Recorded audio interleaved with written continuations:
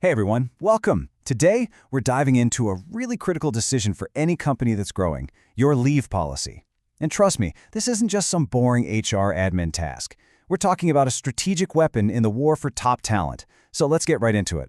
So let's just start with a number that should really grab your attention. 93%. That's how many workers consider paid time off very or extremely important when they're looking at a job offer. In a market this competitive, this isn't just a preference, it's a core expectation. And that really is the new reality. With almost 80% of companies in the US already offering paid leave, a competitive policy isn't a nice-to-have perk anymore. It's table stakes. If your policy isn't compelling, you're honestly already playing from behind in the race to get the best people. Okay, first up, let's talk about the standard play, the all-in-one PTO bank. It's the approach you see most often. But the real question is it the right one for your team as you start to scale? So what exactly is PTO? Well, think of it as a single consolidated bank of hours. It combines everything: vacation, sick leave, personal time, all into one bucket. The whole idea is to keep things simple and flexible, letting your employees use their time off however they need to. Now, the mechanics can actually vary quite a bit from company to company. PTO is usually measured by the hour, and you can either front-load a big chunk of it at the start of the year or have employees accrue it over time. Rollover and payout rules are totally company-specific, and of course, in the tech world, unlimited PTO has become a really popular, though sometimes tricky, alternative. But what if there's a more modern, a more inclusive way to think about time off? Let's explore floating holidays. These can be an incredibly powerful tool, especially if you have a diverse or globally distributed team. So, a floating holiday is exactly what it sounds like. It's a paid day off that's totally separate from both your main PTO bank and those fixed company holidays like Thanksgiving or the 4th of July. It gives employees the power to take a paid day off that's personally or culturally important to them. And the strategic benefits here are huge. Floating holidays are such a clear and direct way to honor all the diverse cultural and religious backgrounds on your team. They really empower a global workforce that doesn't share a single national holiday calendar. And, as we're about to see, they can be a really smart move for keeping the business running smoothly. Let's make this really concrete. Imagine your company usually shuts down between Christmas and New Year's.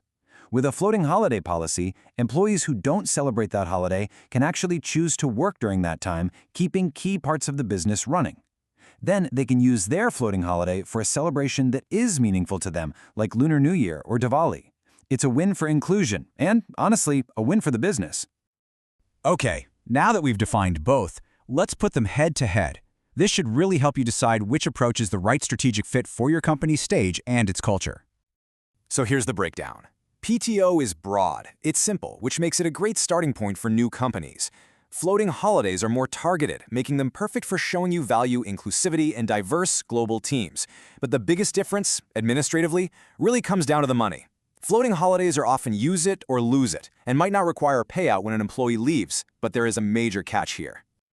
And this is a critical compliance warning that every single founder needs to hear. The rules around these payouts are not universal, and if you get this wrong, it can have real financial consequences. Here's the key takeaway, so listen up. Some states, most notably California, treat floating holidays as earned wages, just like PTO.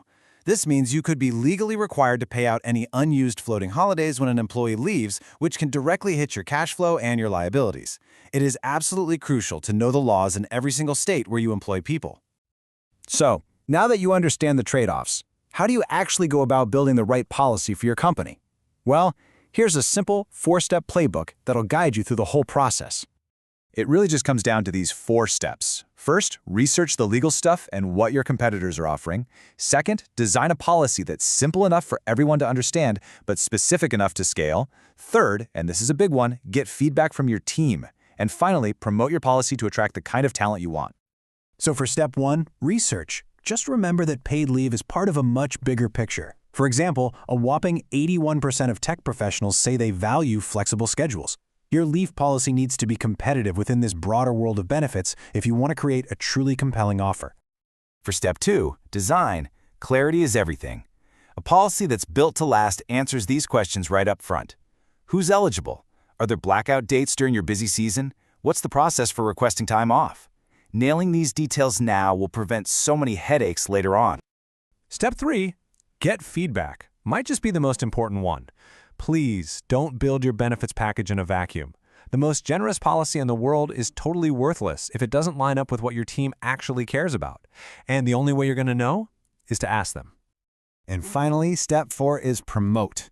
Once you've designed this awesome policy, make sure the world knows about it. Feature it on your careers page, put it in your job descriptions, and make it a key part of your pitch to every single candidate you talk to.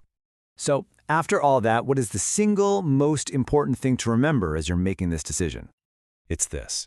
Your leave policy is so much more than an administrative task. It's a direct, powerful statement about your company's culture. It tells your team and all your future candidates what you truly value, whether that's flexibility, inclusivity, or just plain trust. So here's the final question I'll leave you with. Is your current leave policy just another benefit on a checklist, or is it a strategic tool that is actively attracting the very talent that's going to build the future of your company?